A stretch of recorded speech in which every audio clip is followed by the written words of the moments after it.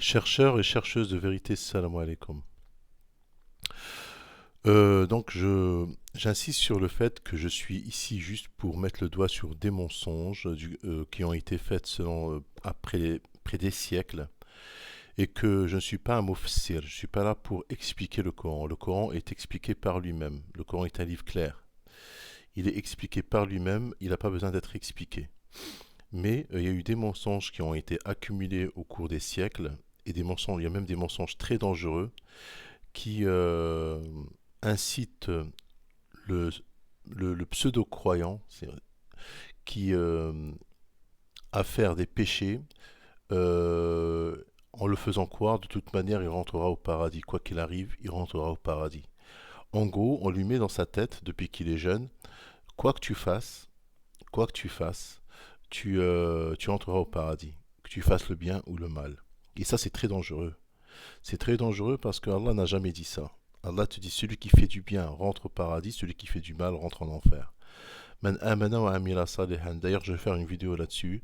Que veut dire amana, que veut dire amila salihan? Parce que c'est très important. Par exemple, Coluche, amila salihan, il a fait du bien, Coluche. Mais lam yu'min. C'est-à-dire que la condition, il doit y avoir deux conditions. Il faut croire en Dieu et faire du bien. Bon, c'est pas le sujet d'aujourd'hui. On va parler sur les mensonges, le mensonge du fait qu'on rentre au paradis. Et tôt ou tard, on rentre au paradis. Donc il y a une histoire fantasmatique chez les sunnites qui raconte que d'ailleurs, moi, on me l'a bien mis dans le crâne et j'en étais même persuadé quand j'étais sunnite que tu rentres en enfer. Si ta balance bascule vers le mal, ben, tu rentres en enfer et tu payes tes péchés en enfer.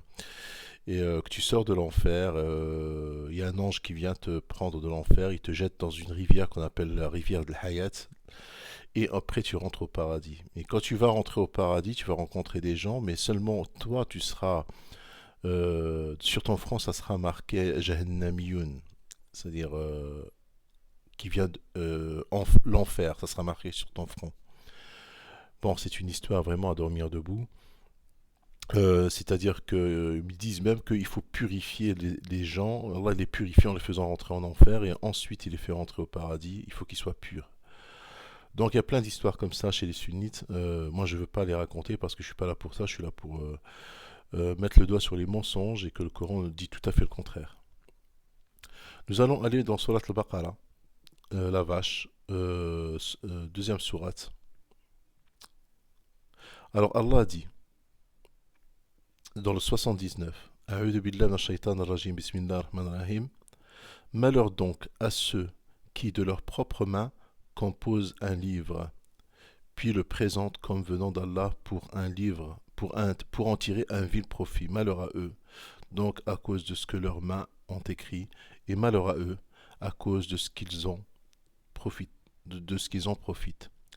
Donc là, on va me dire, oui, ça fait référence aux juifs et aux chrétiens, parce qu'avant Allah, il parlait des juifs et des chrétiens. D'accord? C'est-à-dire, dans les versets d'avant, Allah parlait des juifs et des chrétiens. Surtout des juifs, Wadrebo, c'est-à-dire du peuple d'Israël, c'est-à-dire les enfants d'Israël à l'époque de Moïse. Eh ben non, ça parle pas d'eux, ça parle de nous aussi. Parce que quand il dit malheur donc à ceux, il n'a pas dit d'à ceux d'entre eux. D'accord. لم يقل فويل للذين يكتبون منهم الكتاب بأيديهم لم يقل كذلك لم يقل فويل للذين يكتبون منهم قال فويل للذين يكتبون الكتاب. D'accord. Et en français il dit malheur donc à ceux qui de leurs propres mains composent un livre puis le présentent. Donc c'est pas malheur, il n'a pas dit malheur à ceux d'entre eux, il a dit malheur à ceux. Malheur donc à ceux qui écrit. Malheur donc à ceux qui de leurs propres mains composent un livre puis le présentent comme venant d'Allah pour en tirer un vil profit. Malheur à eux, donc à cause de ce que leurs mains ont écrit, et malheur à eux à cause de ce qu'ils en profitent. Donc il parle de nous aussi, il fait référence aux hadithistes aussi. Hein. Il fait référence aux hadithistes, les talmudistes et les hadithistes. Et là il dit Waqalu.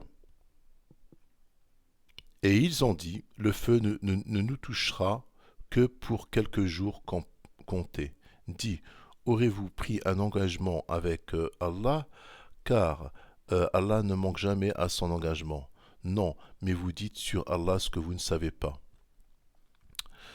Bien au contraire, ceux qui font le mal et qui se font cerner par leurs péchés, ceux-là sont les gens du feu où ils demeureront éternellement. Là, il est clair, là, dans le 81, il est clair. Hein.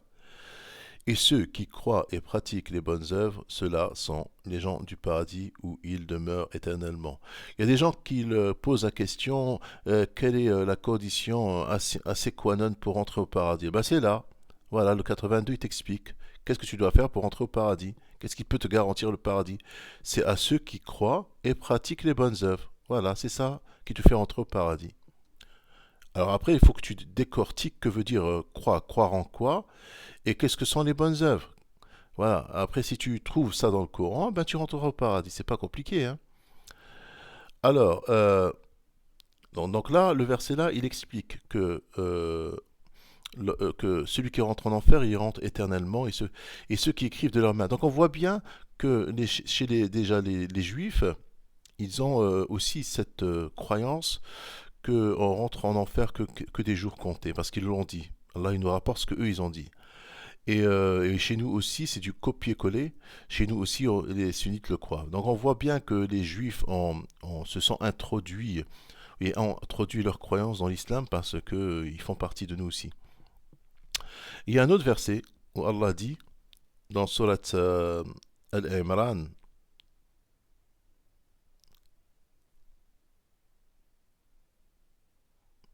n'as-tu pas vu, alors c'est le 23, n'as-tu pas vu comment agissent ceux qui ont reçu une part du livre et qui sont maintenant invités au livre d'Allah pour trancher leurs différences. Alors le livre d'Allah, c'est le Coran.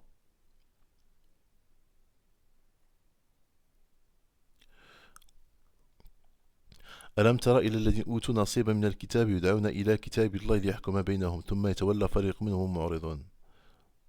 Leurs différences, trancher leurs différends. Comment un groupe des leurs tourne le dos et s'esquive. C'est parce qu'ils disent le feu ne nous touchera que pour un nombre de jours. Vous voyez, ça c'est très révélateur. Le feu ne nous touchera que pour un nombre de jours déterminé et leurs mensonges les trompent en religion. Alors voilà, ça c'est très important. Et leurs mensonges, et leurs mensonges les trompent en religion. C'est très important. Et leurs mensonges leur trompent en religion. C'est-à-dire ce mensonge-là, qu'on rentre en enfer que des jours déterminés, euh, trempe en religion. C'est-à-dire t'incite à faire le mal. Parce que tu te dis de toute manière je rentre au paradis. C'est très dangereux. Donc Allah dans le Coran, déjà il a anticipé le truc chez les musulmans, mais finalement les musulmans, la majorité des sunnites, bon, puisque sont la majorité, c'est les 80. J'ai rien contre les sunnites, hein, mais ils représentent quand même 80% de la communauté musulmane. Donc sont persuadés qu'ils rentrent en enfer que des jours comptés aussi, qu'ils ne rentreront pas éternellement. Alors que Allah répète dans tout le Coran que l'enfer et le paradis sont éternels. Wassalamu alaikum.